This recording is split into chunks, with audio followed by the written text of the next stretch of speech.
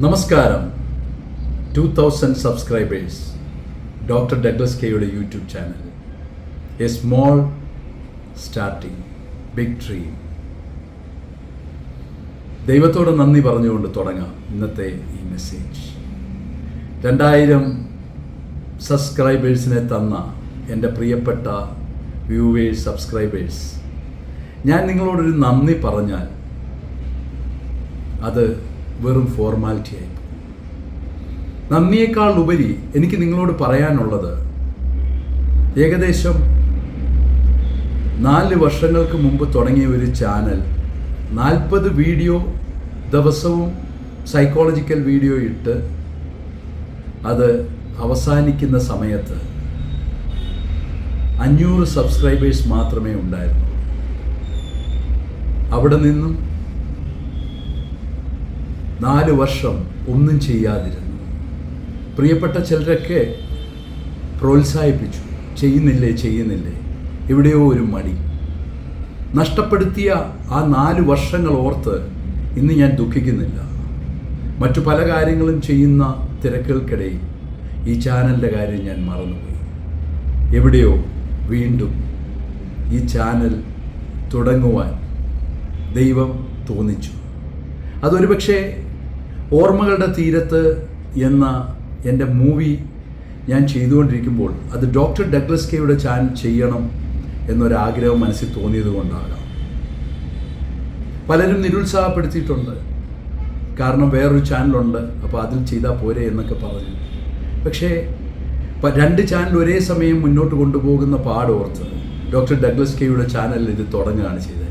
ഒരു സ്വല്പം നീണ്ടുപോകാം, പക്ഷെ നിങ്ങൾ നിർത്തരുത്. വേറെ എൻ്റെ ഒരു വീഡിയോ കണ്ടില്ലെങ്കിൽ ഇത് കാണണം. കാരണം ഇത് നിങ്ങൾ ഓരോരുത്തരുടെ കഥയാണ്, നിങ്ങൾ ഓരോരുത്തരുടെ ജീവിതമാണ്. ഒത്തിരി പേര് നിരുത്സാഹപ്പെടുത്തിയിട്ടുണ്ട്. പെട്ടെന്നൊന്നും വ്യൂവേഴ്സിനെ കിട്ടില്ല, സബ്സ്ക്രൈബേഴ്സിനെ കിട്ടില്ല, വാച്ച് അവേഴ്സ് കയറില്ല എന്ന് പറഞ്ഞു. ഞാൻ അന്ന് തൊട്ട് എല്ലാ ദിവസവും ഓരോ സൈക്കോളജിക്കൽ വീഡിയോസ് ചെയ്യാമെന്ന് വെച്ചു. ആദ്യം എൻ്റെ അറിവില്ലായ്മ കൊണ്ട് ഞാൻ ഷോർട്സാണ് ചെയ്തത്. ഈ ഷോർട്സിന് ഇത്ര ലക്ഷം അല്ലെ ഇത്ര വ്യൂസാണ് അത് മുന്നോട്ട് കൊണ്ടുപോകുന്നതെന്ന് എനിക്കറിയില്ല. പിന്നീടാണ് എനിക്ക് മനസ്സിലായത് വാച്ച് അവേഴ്സ് മെയിൻറ്റെയിൻ ചെയ്യുന്നതായിരിക്കും നല്ലതെന്ന്. അങ്ങനെ ഷോർട്സ്, സൈക്കോളജിക്കൽ ഷോർട്സ് മാറി സൈക്കോളജിക്കൽ വീഡിയോയിലേക്ക് മാറി. പലപ്പോഴും പലരും കളിയാക്കിയിട്ടുണ്ട്, അത്രയൊന്നും എളുപ്പമല്ല യൂട്യൂബിൽ മുന്നോട്ട് പോകുന്നതെന്ന് പറഞ്ഞു. ഞാൻ ഒരു കാര്യം മാത്രമേ ശ്രദ്ധിച്ചുള്ളൂ, എനിക്ക് എൻ്റെ ചാനൽ മുന്നോട്ട് കൊണ്ടുപോകണം, എങ്ങനെയെങ്കിലും അതൊന്ന് മോണിറ്റൈസ് ചെയ്യണം. അതിനുവേണ്ടി കൺസിസ്റ്റൻ്റായിട്ട് തുടർച്ചയായി എല്ലാ ദിവസവും ഞാൻ വീഡിയോസ് ചെയ്യാറുണ്ട്. അങ്ങനെ വീഡിയോസ് ചെയ്യുന്ന അതേ സൈക്കോളജിക്കൽ വീഡിയോസ് ചെയ്യുന്ന അതേ ചാനൽ തന്നെ ഞാൻ റൈഡിങ് പോകുന്നതിൻ്റെ എക്സ്പീരിയൻസ് ഇട്ടു തുടങ്ങി.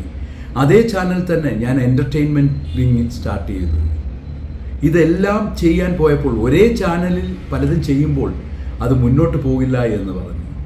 പക്ഷേ ദൈവം എന്നെ ഇന്ന് 2000 സബ്സ്ക്രൈബേഴ്സ് എത്തിച്ചു.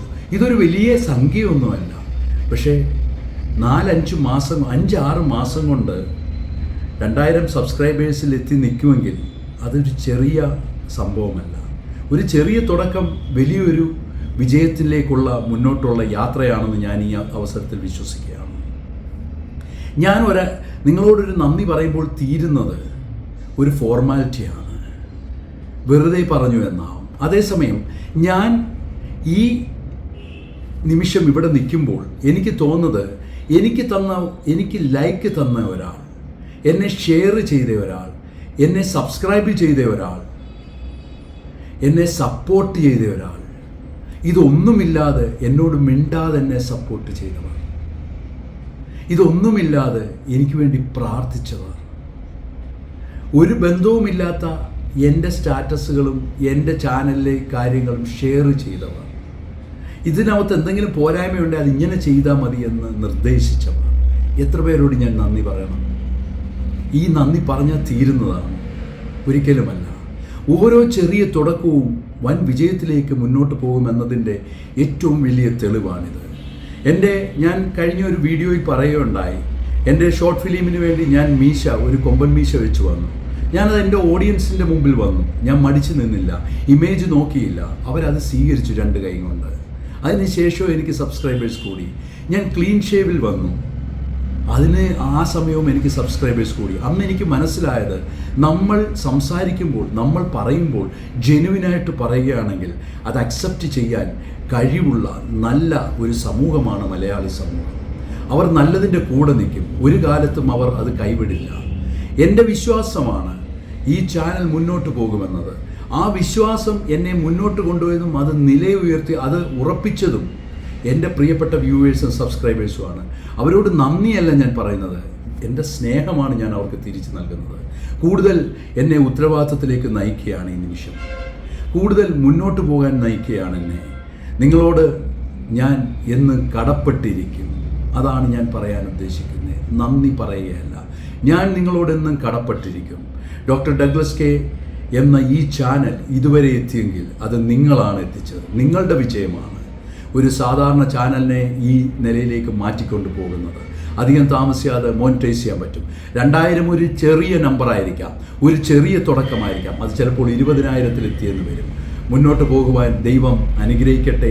നിങ്ങളെല്ലാവരുടെയും പ്രാർത്ഥന എനിക്ക് വേണം. വേറൊന്നും എനിക്ക് വേണ്ട. നിങ്ങളുടെ പ്രാർത്ഥനയും നിങ്ങളുടെ സപ്പോർട്ടും മതി.